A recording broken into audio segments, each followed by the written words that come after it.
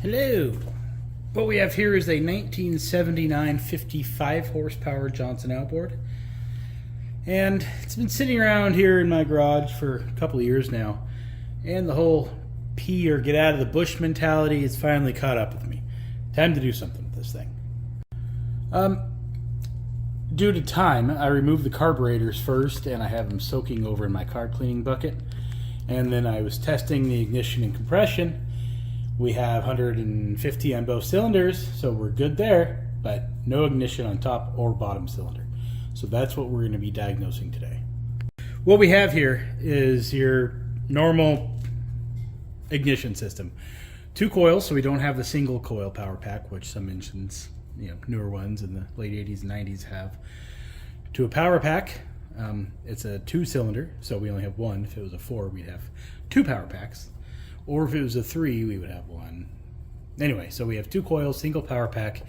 Ignition is probably going to be the stator ring, as I like to call it, which is basically a ring that holds the charge coil, the pickup coil, and the stator all in one. If this was a manual start 55 horsepower, we would have a more, I would say, traditional ignition, where we don't have that stator ring. We just have the charge coil and the pickup coil.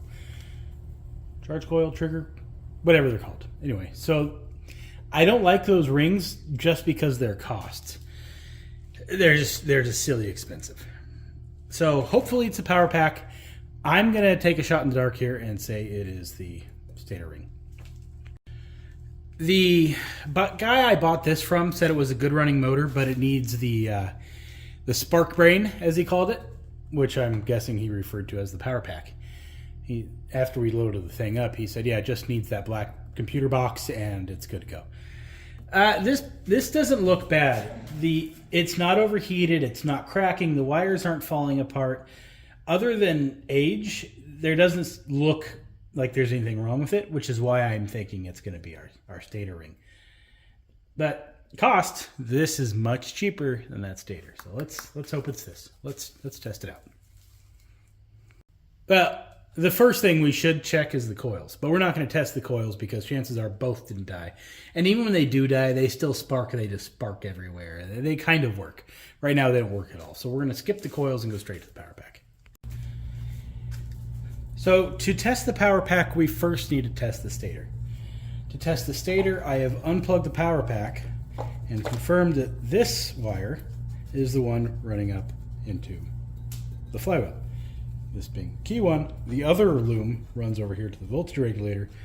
So we have 2 wires, ignition wires, and the other loom is our charging wires, if you will, that run over here. We're not going to worry about that. What we're looking for is this plug that connects to the power pack. To do this test properly, we need a DVA multimeter, which I do not have, nor do I have any intention of purchasing. So we're going to use the what we have at home method, which is our normal multimeter and our manual. Our manual gives us some ohm meter tests. First thing we're going to do is we're not going to do the key switch elimination procedure because wiring looks fine and there's no controller plugged in. So we'll skip that. But what you should do is disconnect the black and yellow wire going into the power pack. We just unplugged it, so again, not going to bother with that one. So first we will do the ohm meter check of the sensor coil, which is going to be the inner 2 pins, 3 and 4, or B and C. And what we're looking for there is 40 ohms, give or take 10 ohms. So let's do some probing.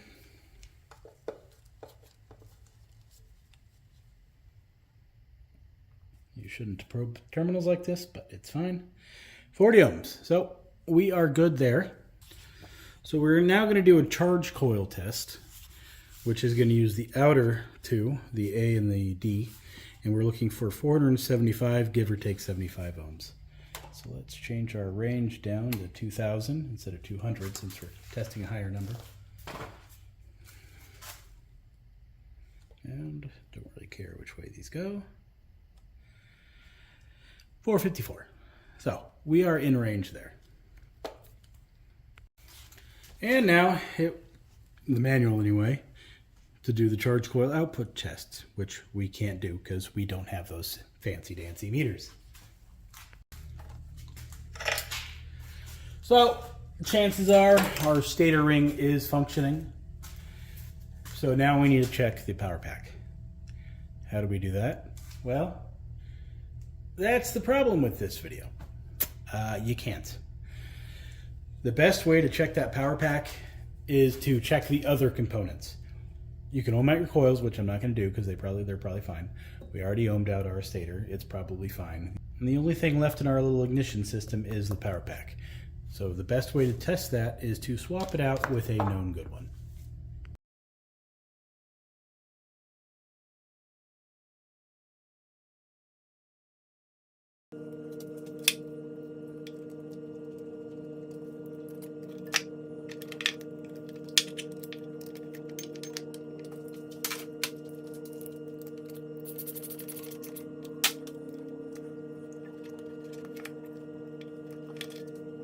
All right, our new used ignition component is installed. Let's nurse this starter into working and see if we get spark. Well, we have spark. Color me surprised because I really thought it was going to be the stator. I don't know why I moved that, but let's check the bottom.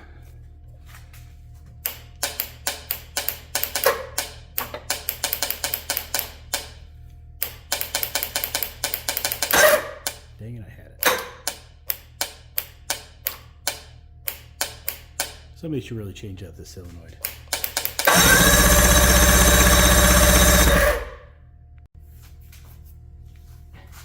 Well, a simple power pack, and our ignition has returned.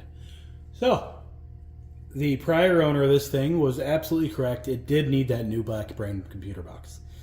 And it is functioning, so good to know. Now, I hear you barking, big dog.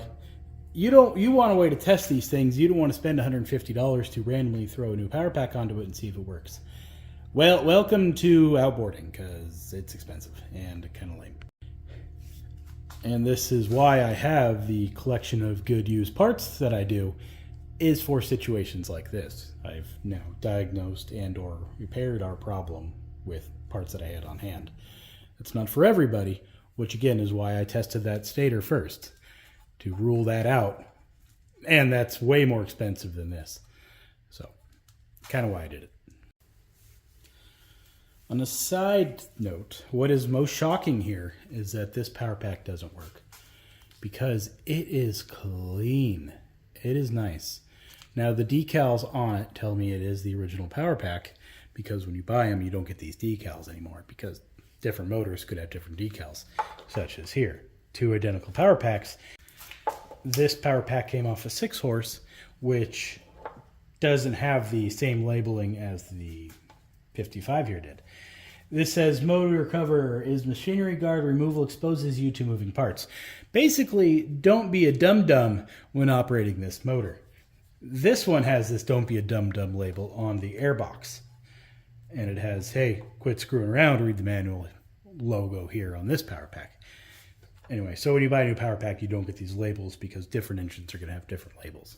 Which is why I believe this is an original power pack, but it shouldn't be because of its cleanliness and its black plugs. These are black. These are 70s ones are brown. This is clearly newer. What happened to it? I've been playing around with this, trying to figure out what's wrong with it. I don't see any burning or any melting of the soldering behind there, so I can't tell if there's a manufacturing defect. I was thinking maybe there's an internal short between the ground and the stop black and yellow wire, but they're not, shorting out. So I don't know what could be possibly wrong with this thing. I wish there was a way to get that encapsulating resin off to get that circuit board out of there, but that's there for a reason, so you can't easily do that. Maybe I'll cut the top off and see what it's like. I don't know. Sorry for the bit of a troll of a video with minimal information, but there's a lot of resources out there on YouTube already of people showing you how to test these things. but none of them really give you the cold hard truth of you're not testing that power pack. So, I don't know, I guess that's why I made this video. But I hope you got some information out of it, or at least some use for it going forward. I don't know. Anyway, enjoy. Oh, wait. Before I go, some people right now are probably thinking, you know, you can just go over to the CDI website. You can find their resources for the CDI troubleshooting. They give you everything you need to know.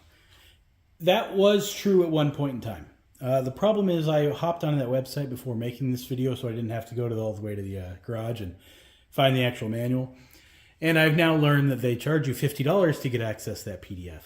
They do give you a sample of it for Chrysler motors, which nobody's working on those things. So the sample's kind of useless. The sample's just there to kind of give you an idea of what you're ahead in their well-written manual. The thing is, I don't know if I'd spend $50 on it. Not when you can get a service manual for your motor for $12 to $30 usually. I would go that approach. Part of me is tempted to go through all the manuals I have, catalog all of the ohm readings that they give you, put them into my own version, and make it so people can easily go access it. The problem is, I don't want to say waste of time. They use mostly the same components. Like a lot of these ignition coils and not the stator ring, well, even the stator ring, but the power pack ignition parts used on all kinds of different motors. So I would really just be referencing other motors that use the same power pack just cause, you know? I don't know, it would be a lot of time and effort for minimal return. Now, I have actually written myself manuals in the past, which with some pretty good success. Not financial success, but as far as, you know, eyeballs on it success. Pretty big. Years and years ago, probably 10 years at this point, I wanted to rewrite service manuals to modern times, because when these service manuals were written, they were on new motors with available parts. So what I did was I went and I rewrote a service manual for a 76 horsepower, but I incorporated all of the problems you would have over 30 or 40 years of use and now trying to fix it. It really was successful. A lot of people really enjoyed it, and that manual was shared all over the place. Now, I didn't actually plan on selling the 6-horse version because I wanted to get some recognition first, and then I was going to write, like, you know, pretty much every one I possibly could.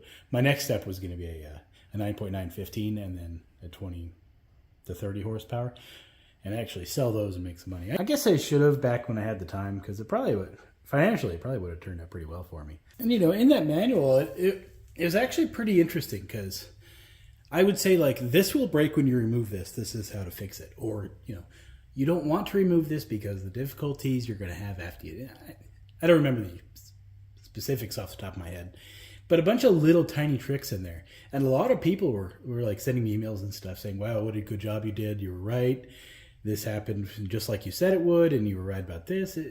Like I said, really good success. The problem I was having with it was, if I made it as a PDF, it would instantly be shared all over the internet and nobody would ever buy my version again.